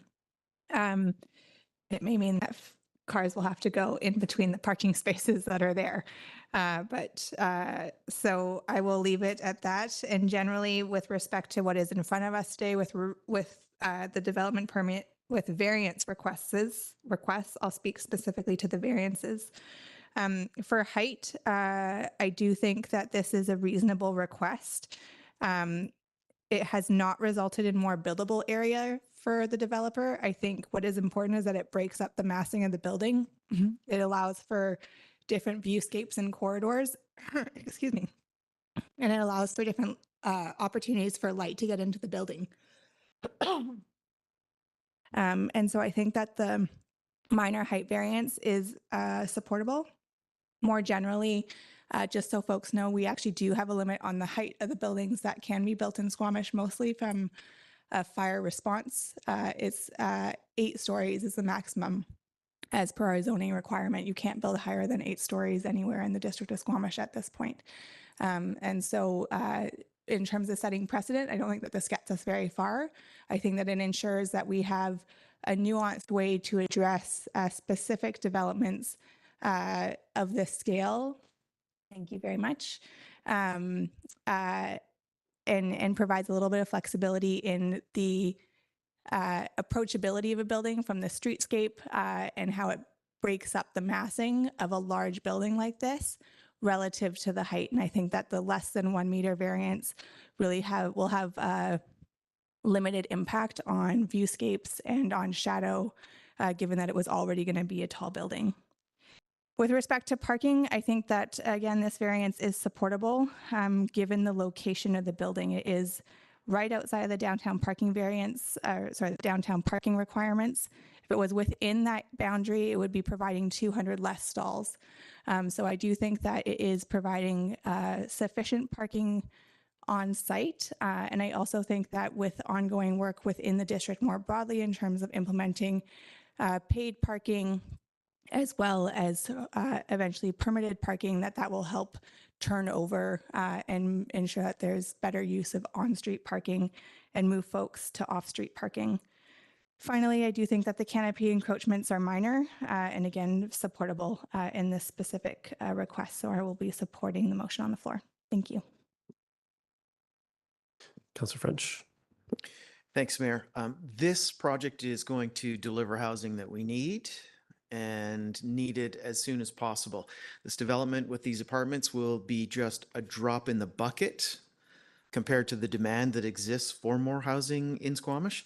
And the variances being sought, in my mind, are reasonable in the current housing crisis that we're enduring. And as for the left turn out of the parking garage, I support this because I don't want to see us become known as the town where new developments are super difficult to get in and out of. We have this about to become the reality at Redbridge, thanks to decisions that were made many years ago by council members sitting in these seats. I don't wish to repeat the oddity that we're about to inherit at Redbridge for this proposal. Thank you. Councillor Pettingill, then Hamilton. That we'll go all the way around this way. Yeah, I don't think I'm there on supporting this, unfortunately. I think the developer has my concerns are actually the things that council is imposing on this. And the one is the left turn language. And I think actually, just to preface this, a solution might be a referral back to staff because I think we're close. But my concern is that we have, from what I heard, responsibility for part of that boulevard. And while left turn requirement may seem like a small thing, I'm not sure that just a different way onto a different street out of the parkade isn't a better solution. And I'm not clear on what the impact on our costs are going to be from acquiring this egress at that spot. So I would feel more comfortable with a bit of staff analysis on does this make sense? And the other piece is I'm really concerned about this amount of parking given our goals. We are talking 400 spots here. Another from the last presentation that was here, I think close to 500 on Bailey. If I assume if we're requiring those spots, we're expecting people to use them. That's a whole lot of new cars downtown at a time when we're saying we want to do mode shift, we want to move away from cars. So it seems to me completely at odds with our policy goals. And I think it's, we're setting expectations to buyers to have this home and all this parking. But then, you look at our road network and the rivers and so on, we are constrained. And so there are practical reasons beyond the environment and quality of life while we need to consider these things. And so I think we need to be allowing developers to prioritize housing over parking. This is, the whole third level wouldn't necessarily be able to be housing, but some of it could. And I think we should be setting that expectation at the start about, hey, this isn't for everyone who wants multiple vehicles. We should focus on stepping up enforcement. We are already stepping up our public transit and sending those signals and making this appealing right from the start from people who aren't as dependent on new vehicles. And I think, setting that expectation of that amount of car use in this site, it seems really challenging for me. Thank you. Councillor Hamilton. Thanks very much. I'm going to be supporting the motion on the table. I think that the left turn lane I think it's going to be difficult to achieve, but I think some kind of left turn is important there to manage the traffic impact on the Eagle Winds. I agree with that. I think that the height variation, I was actually pleased to see the variance come down from 25 meters to 22.95 meters. The canopy is clearly a simple variance that doesn't have a significantly negative impact. And regarding parking, I think that this application is not too far out of that the variation being requested is not far out of our existing policy. And if we want our developers to bring us something different, we need to change our policies. So I think that's where my response to my Councillor Pettingill's concerns regarding parking is I think that's on us to fix in our policies if we want to, not on the developers to come. So with that, I'll support the motion. Thank you. Councillor Anderson. I'll be speaking in support of the resolution before us. With respect to building heights, I think, and echoing Councillor Stoner, that we have achieved a compromise here so that we end up with a favorable building massing and overall design for the block. We've realized some opportunities here with that compromise. I'm going to quote staff regarding the Eagle Wind Boulevard use, that is the northerly portion of it. Quote, to further reduce this potential vehicle use through the Eagle Wind Boulevard, a local traffic only sign is proposed, unquote. In my experience as in the past frequent user of the senior center, the Leisure 55, that route is frequently used for access to that facility. So my concern here is that going forward, we recognize that facility's programming and events as a consideration in our traffic plan. And I haven't seen that mentioned so far in our discussion, but that's a vital facility for the community, and there is congestion in and out of that, and not least for parking, also for its users. And if there may be a need for signage, just to point out to people that there's the parkade at the back side of that Leisure 55 building. But I think that facility's programming and event needs should be considered. With respect to public art, I'll quote from the staff report. No public art proposed for this project. Buildings are highly detailed with no blank walls for murals. Public park features are extensive on this project. And I do agree that there is substantial effort in the landscaping aspect of the development. However, I'm surprised that we're not considering the flat surfaces. We have at Stan Clark Park and Main Street Plaza coming up in future. We have mosaic and other inlay into the grounds that are proposed. And right nearby in the courtyard in front of the Block Tower building and the Leisure 55, there was proposed a giant mosaic of representing all 5 rivers of Squamish in a kind of a pebble and tile mosaic. It wasn't chosen. In the end, the sculpture that was chosen wasn't delivered. But at any rate, I think that public art, we need to expand our concept and look at the flat surfaces as well. The colors, I don't agree if the land advisory design panel supports existing colors and was not favorable to the color splashes. I don't agree with this, and I'm concerned that our present guideline is with use of warmer natural colors found in the local maritime or temperate rainforest environment being encouraged, unquote, that has a cumulative impact with all developments following this phrasing, literally. And I honestly feel that this is contributing to a banality in our built environment, just too many buildings up and down the valley with the same color palette. And we have to consider that we have 160 to 180 gray days in Squamish. So I think color should be appreciated. I look forward to a review of that particular element, 36.12, building materials and colors in the near future.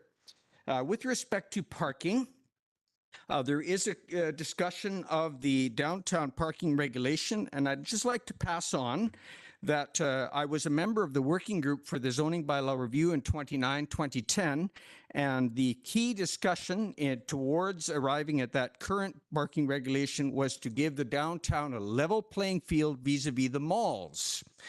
The idea that urban centers have shown to require less vehicle ownership and dependency, there was only skepticism raised about that, but it was not the emphasis of the discussion and debate around that zoning bylaw amendment. It was how can we support investment in downtown, multi-unit residential and commercial, which had not been happening for a number of years. That is the background to the downtown parking regulation.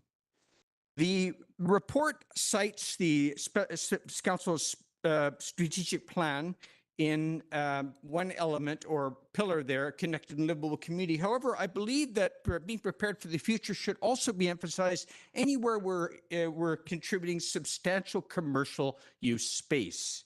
And a report, the most recent one on employment space, is the retail space need, or the Space Needs for Business of April 2021, which has very useful testimonials regarding, in particular, parking.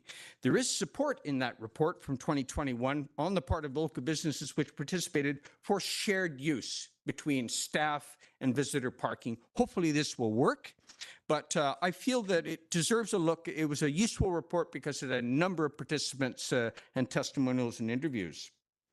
I think that's it for me, Mayor Herford. Thank you. Thank you. I'll go to Councillor Greenlaw. Would you like to speak on this?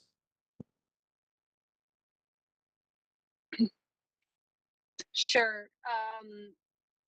I won't be supporting the motion.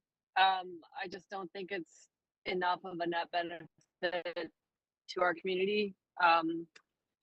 And I have some concerns about some of the public feedback as well. I would also like to echo Councillor Anderson's comments about color. I couldn't agree more, Eric. But yeah, that's all I have to say right now. Thanks. Thank you. So I think everyone's had their comments, so I'll call the question. All in favor? Opposed, if any? And Councillor Greenlaw, this is where if you're voting against, this would be the time to speak up. Opposed. Okay, thank you. So Councillor Greenlaw and Councillor Pettingill opposed, motion carries. Thank you. Go ahead, Councillor Stoner.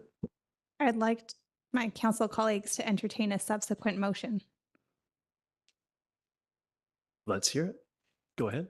That section 36.12, building materials and colors for DPA 3 be referred to the next DPA guideline review. And if it's I will seconded, second that. I will speak it. I will second Counselor, that. Counselor Greenlaw seconds. Go ahead, Counselor Soren. I've heard my council colleague, Councillor Anderson, talk about this for many years now. And we haven't seen a review. I'm not too sure when staff are planning on doing it, but I think that this helps move the needle on getting the changes that I've heard Councillor Anderson ask for over and over again in terms of a conversation around the DPA area guidelines. So I would just like to refer this to the staff work plan. Thank you. Thank you. Other comments? Seeing none, and I know Councillor Anderson will take your last comments as the comments to this. I think this is appropriate, and I look forward to having the detailed conversation about it when it comes back to us. So I'll call the question. All in favor? Any opposed? Motion carries unanimously. Thank you for that. Okay.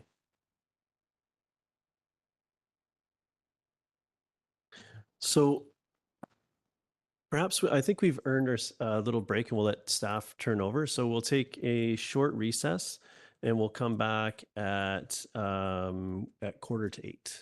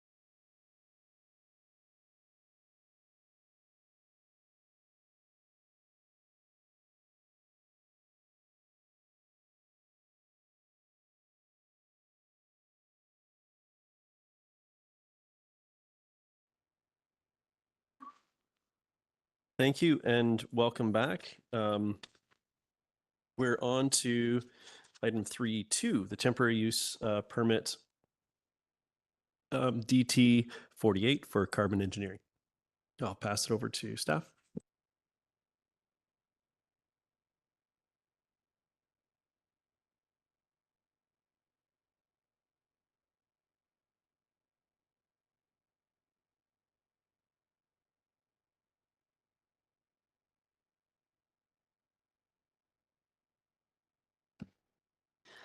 Thank you. Good evening, Mayor and Council. My name is Jessie Fletcher, planner with the Community Planning Department, and tonight I'm here to present for Council consideration temporary use permit number 48, which would permit an office and research and development use on 2 parcels of land on the Squamish oceanfront.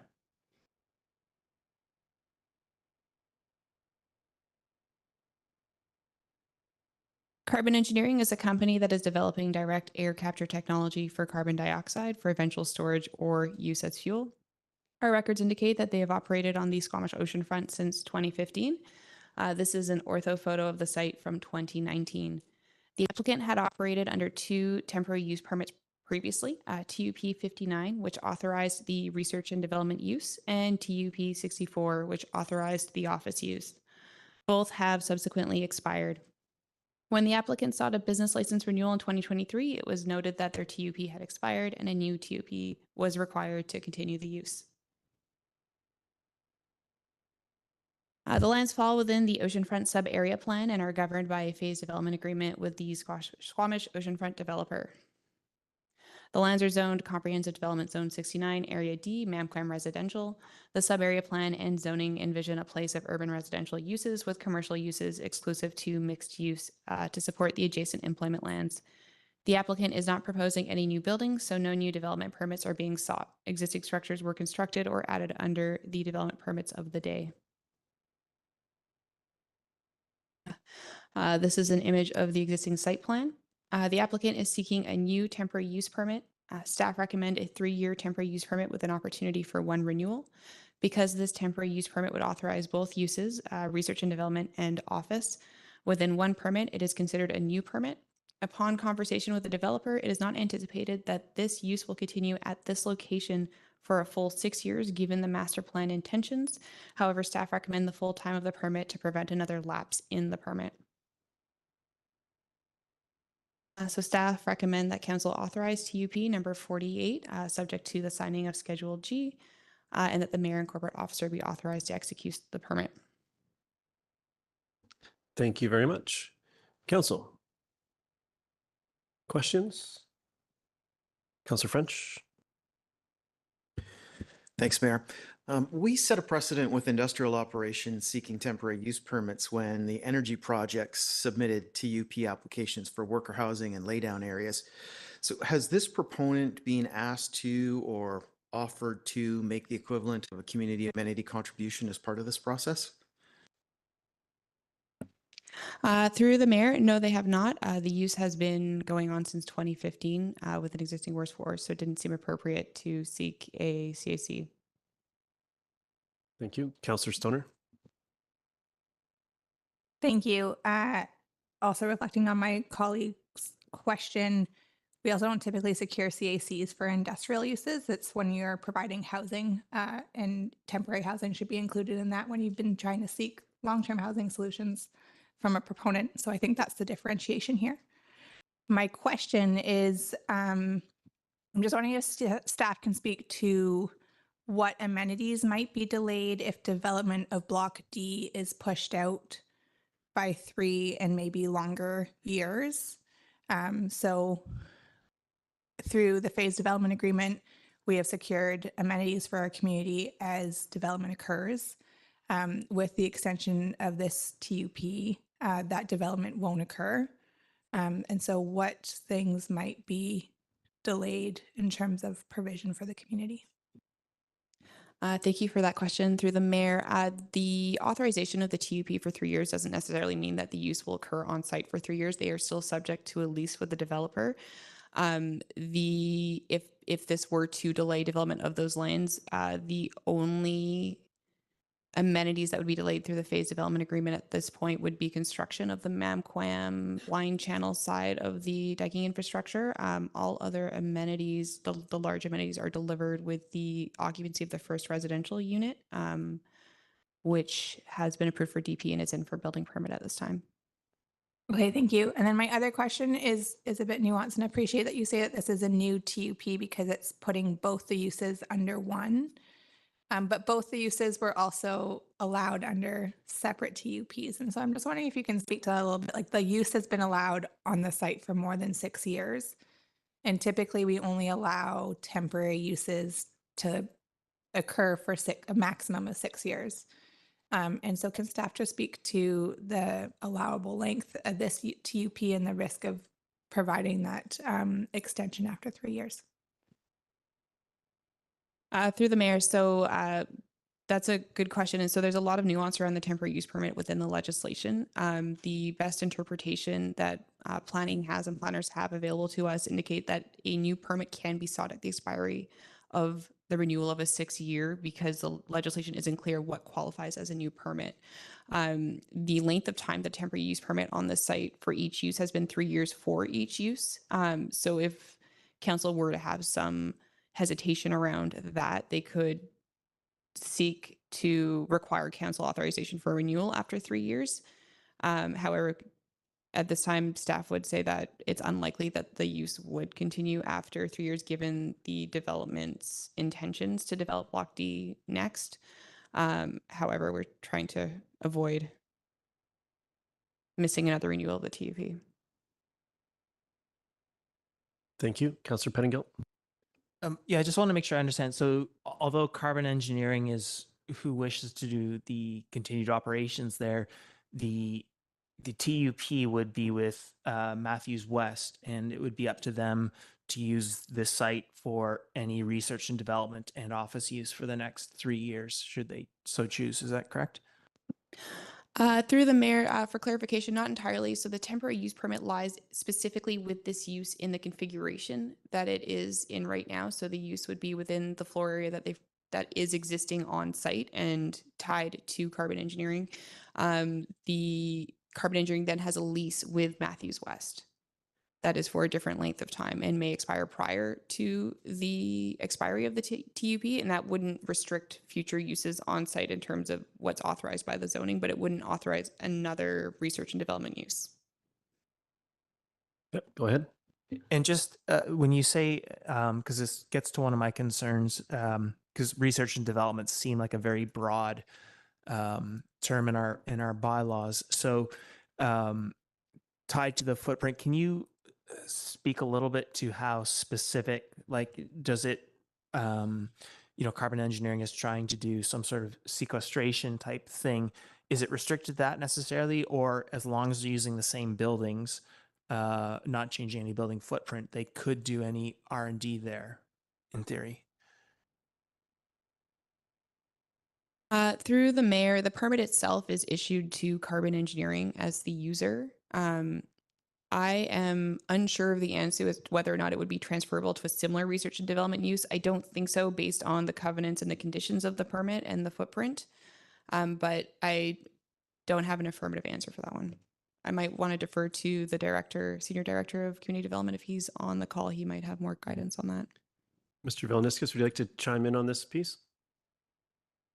I would just agree with Ms. Fletcher that the permit is based on the application we received, which details the site plan. So my my advice at this point would be that no, it wouldn't be transferable to a different use. Does that satisfy your questions at this point, Councilor Pettingill? Thank you. Other questions? Seeing none, we have a recommendation before us, which I'm going to move the staff recommendation, not everybody at once, seconded by Councillor French. I'll speak to it and then I'll come around. So I think this is, as much as this is longer than anticipated, as far as the temporary use goes here. We are at the tail end. I really do believe that we are at the tail end of this, as the very complex project of developing this overall area has been progressing and is making leaps and bounds, but didn't quite hit the timing of this of the existing temporary use.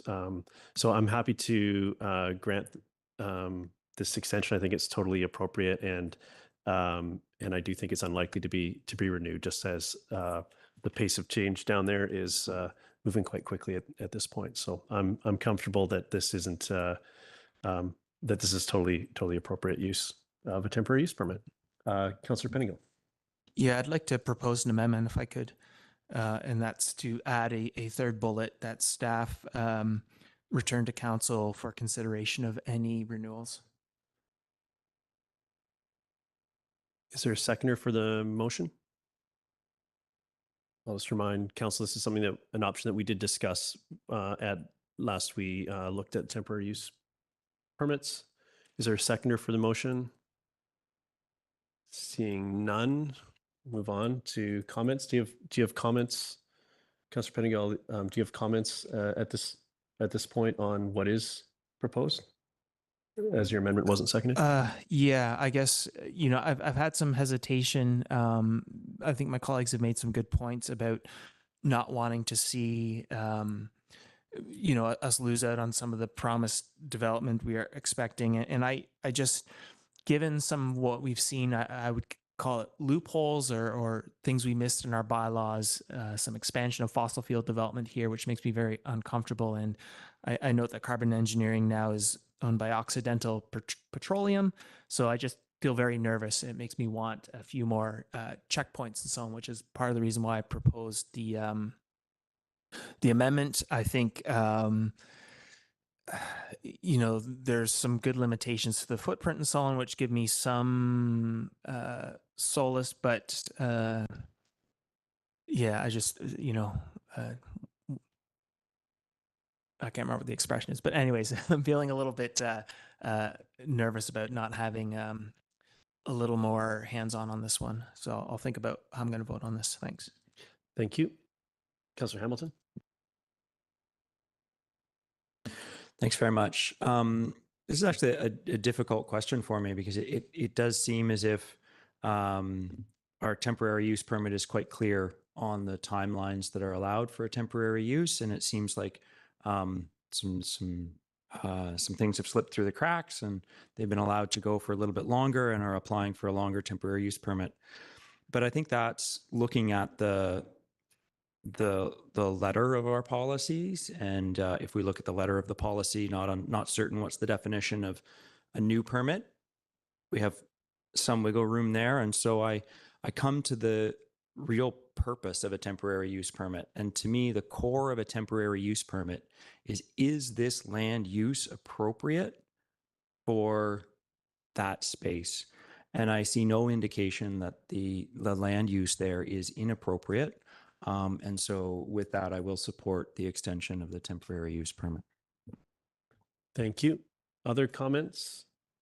Councillor Stoner? Thank you. I'll support the motion on the floor and the application for a temporary use permit for this site. I agree and concur with my council colleague's comments that he just made, Councillor Hamilton, that a temporary use permit is a decision on land use and adjacency impacts. It's not about who holds the permit, despite the fact that we are giving it to a specific operator with very specific conditions, which I think does grant us, both the community and our staff and council, some assurance of what will occur there over the life of the temporary use permit. I also have in the staff report some confidence in that if and when the residential development does proceed based on the building permits that have been, or the development permits that have been pursued, staff will assess that potential conflict with any potential residential building that might have occupancy by 2027. And so I think at this point, this is a really great use. We know that industrial space is limited within our community, and that for the time being, this is a great place to have that particular use being pursued. And so happy to support the TUP. Thanks. Thank you. Other comments? Councillor Greenlaw, good work today, participating in mixed modes. So seeing no other comments, I'll call the question. All in favor? Opposed, if any? Motion carries. Thank you very much. All right, we're now on to development permit number 610 for 38028, 38040, 38048, 38054, and 38062 3rd Avenue. I read the whole title to give you a little bit of time to get set up, but we're ready as soon as you're ready.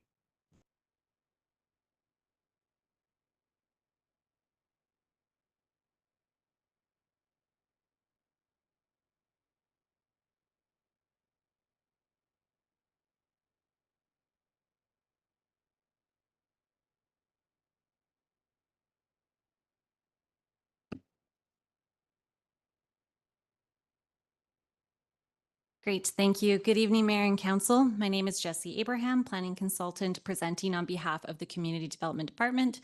I am presenting a development permit application, DP000610, for a new mixed-use building on 3rd Avenue in downtown Squamish. The project has undergone a comprehensive development rezoning process, which has set the general parameters for the development, including siting, size, density, and massing. The CD 106 zone was adopted on December 19th, 2023. In addition, a voluntary community amenity contribution package was secured via a land development agreement as part of the rezoning process. The site is located, as mentioned, at 38028 to 38062 3rd Avenue in downtown, mid-block between Victoria Street to the south and Winnipeg Street to the north. The proposed development includes a consolidation of 5 single-family lots with rear lane access. After consolidation, the site will be 30,000 square feet in size. In addition, the site is located in DP Area 3 for universal guidelines, DP Area 5 for commercial center, and DP Area 11 for protection from wildfire hazard. The proposal includes 1 mixed-use building with 15,880 square feet of ground floor commercial space, 2nd-story parkade, and 4 stories of residential above. The proposal includes 83 residential units with a proposed unit mix of 14 one-bedrooms, 44 two-bedrooms, and 25 three-bedroom units. 3 bedrooms make up 30% of the unit mix. As a community amenity contribution, 5% of the new for-sale residential gross floor area will be provided as fee-simple residential floor area to be given to a local nonprofit housing provider to own and operate. The unit count and sizes of these units will be determined by the nonprofit and developer. The units will be secured in perpetuity via a housing agreement that will be registered on title prior to occupancy. In regards to access, circulation, and parking, there are surface parking stalls and a 2nd-story parkade, which is accessed from the rear lane. So parking ramp up to the 2nd level, as shown on the site plan here, may be in conflict with the Ashley Parkade ramp to the south, which is directly adjacent. So this will be reviewed more closely at servicing agreement. Should access be revised, a delegated DP amendment will be required. 102 parking spaces are provided on site, so that's 83 residential and 19 commercial spaces. 11 spaces will be provided as cash in lieu as per the zoning bylaw. A publicly accessible mid-block pedestrian connection links the rear lane with the street frontage. As per zoning, 100% of vehicle parking will be roughed in for electrification. 204 bicycle parking spaces are provided on site. Residential bicycle parking is provided either in suite and located within 3 bike rooms on the ground floor. Class A commercial bike parking spaces will be provided in individual commercial units, and 1 end-of-trip facility is provided on the ground floor. 24 Class B parking spaces are provided at exterior areas around the building. 50% of those are covered as required by bylaw. 2 common amenity spaces are provided on site. An amenity space on the 3rd floor includes 1,786 square feet of indoor space and 1,265 square feet of outdoor open space. Amenity spaces are programmed with kitchen and dining, meeting space, gym, covered outdoor space, seating, and a meditation deck. An amenity space on the rooftop includes 3,245 square feet of outdoor open space, including seating, tables, and covered area with bench. In addition, a green roof is provided, which will be used to help manage stormwater runoff. The proposed design concept draws on the surface topography of the Squamish Chief and surrounding mountains. Primary facade treatments include medium gray, charcoal gray, and dark ruby red cementatious panels from 2nd to 6th stories. Soffits and street-level residential entry consist of aluminum panels with wood grain appearance. Murals are included at street level from front of building and will wrap around along the mid-block connection. A landscape plan is included in the drawing package. Landscape features include street trees, planters with shrubs, and a green roof. Shrubs, grasses, and tree species and locations meet DPA 11 guidelines for protection from wildfire hazard. Staff recommend that Council approve the following resolution to authorize development permit number 610. And that concludes my presentation. Thank you. Thank you very much. Council, questions? Councillor Anderson? I regret I did not double check this in the updated architectural drawings before the meeting, but I wonder if I can ask, as it's an issue raised by the advisory design panel or some of its members, I wonder if I could confirm whether or not yellow cedar will continue to be used as per original plans on the roof facade. Yes, thank you. Through the mayor, ADP did comment on the use of yellow cedar. The applicant confirmed that yellow cedar is a common material used in landscape furniture, and that not old growth yellow cedar would be chosen and specified in the materials. Thank you. Thank you. I have Councillor French, then Stoner. Thank you, Mayor. Is the second floor color splash we see in the images just a placeholder for public art to be created by a local artist, or is that the actual imagery that's planned for that second floor exterior finish? Thanks for that. Through the mayor, so the mural shown in the drawings is a placeholder, and that if the art should change, it would need a DP amendment, which would be reviewed by staff. Okay, thank you. And I'm wondering, is there a rendering from the laneway showing the back of the building? The package includes northwest, southwest, and 3rd Avenue renderings showing the front of the building, but the only image of the rear is the page that provides the details of the 2nd-story parking garage screening, and that image is focused on those screening devices. So by any chance, is there a laneway rendering that could be made available to us? So the current drawing package does not include a rendering of the lane, but it does show 2-dimensional elevations. Okay. And I want to check in to make sure that all the lighting is dark sky compliant or something similar to that. And this is a concern for me because one recently completed downtown building has an entire wall lit from the ground up, and it's creating nightlight pollution that's kind of disappointing, and not sure how we didn't catch that on that particular building. So with that as context, is the overall lighting plan dark sky compliant? Thanks. Through the mayor, all the lighting is located at ground level on the exterior, and it's down lighting. So it's either soffit lighting or facing towards the ground in order to meet the guidelines. Great. Good to hear. Thanks, Mayor. Thank you. I've got Councillor Stoner, then Pettingill. Thank you. On the question of lighting, can I just confirm that there's lighting in the cut through? Through the mayor, confirmed, yes. There's soffit lighting through the mid-block cut through. Thank you. And then I wasn't able to find on the drawings where the covered Class B bike parking stalls. So your report says that 50% of them will be covered, but I just couldn't locate where they would be. Through the mayor, I believe the covered bike stalls are located near the rear lane parking. or near the back entrance. Give me 1 second here.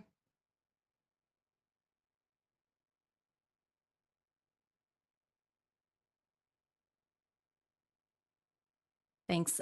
So the covered parking is located, there are some near the rear entrance from the rear lane parking area. And then at the front residential entrance, there's also covered parking.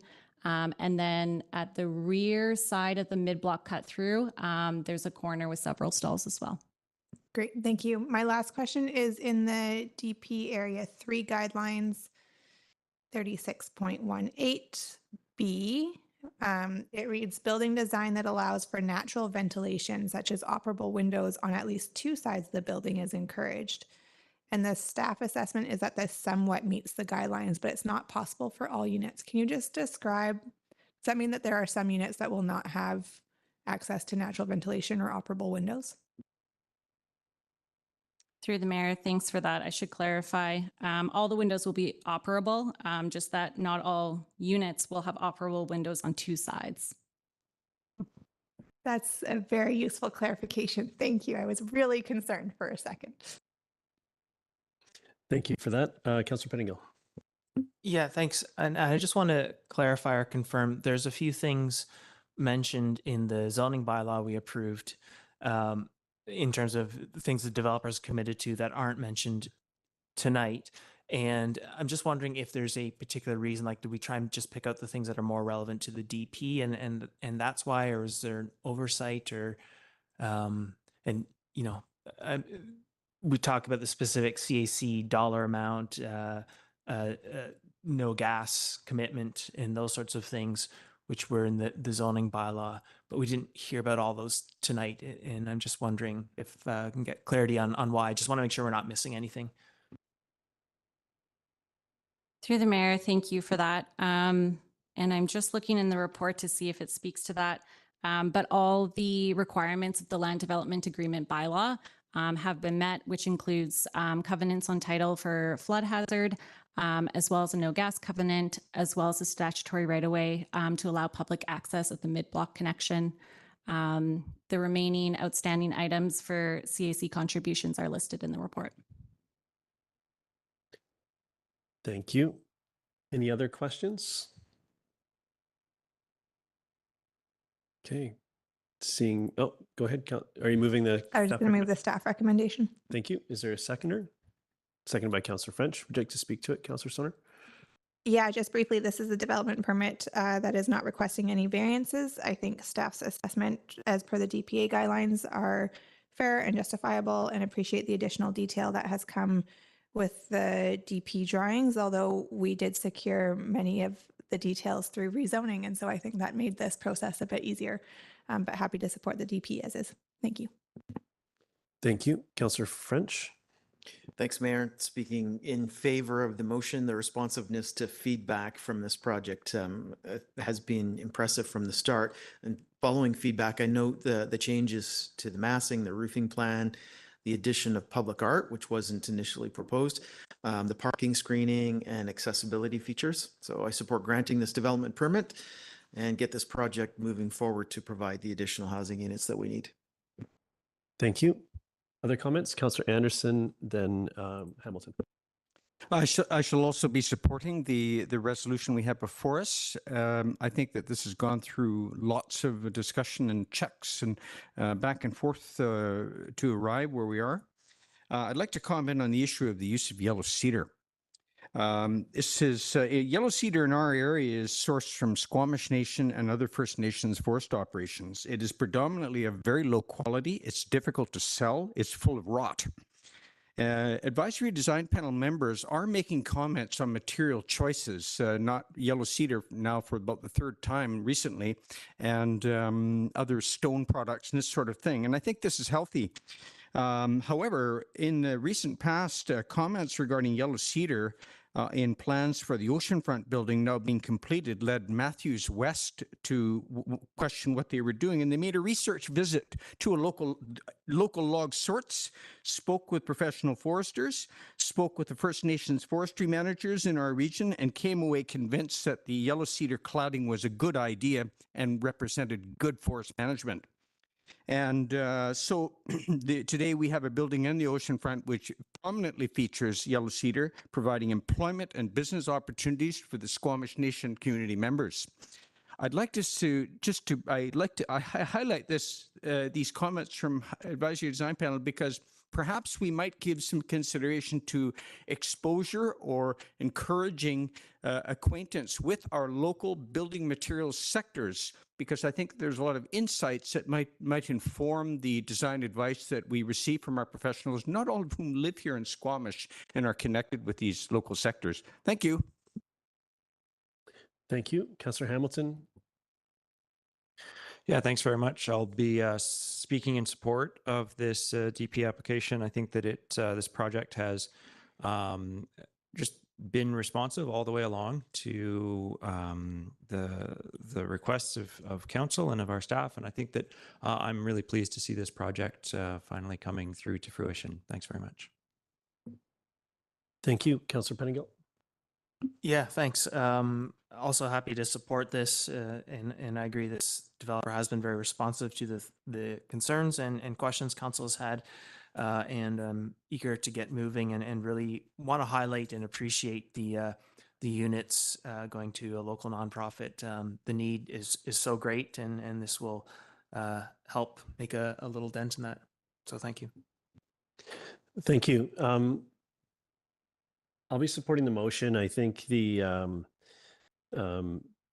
guidelines are clearly met and across the board, with a few exceptions that essentially don't apply to a building of this nature. In my opinion, as far as in apartment buildings, it's not possible to have that everybody has a window that opens on two sides of the structure, although it is a great goal to have. So I agree with that guideline being in, but that was really the only one that wasn't met, and it's essentially not applicable to a building of this type.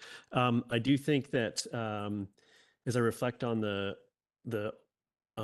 entirety of this process, that does include the rezoning process. I think we got to a high level of detail in the rezoning process that was likely belonged in the DP process, but I think that also was part of getting to this point where the DP is very smooth. So I'm happy to see this move forward, and I would like to thank the developer for the responsiveness throughout the process and going to that extra layer of detail through the rezoning process and making some sizable commitments in that process as well. So overall, I think this is a good project and look forward to seeing it come to fruition. So with that, I'll call the question. All in favor? Motion carries unanimously. Thank you. So council, next item we have is a motion to close. Moved by Councillor Stoner, seconded by Councillor Hamilton. All in favor? Motion carries unanimously. Thank you. We'll recess to tear down the room. Do we need 10 minutes? Is that enough? We'll see if that's enough. We'll reconvene at 8:30 in the closed.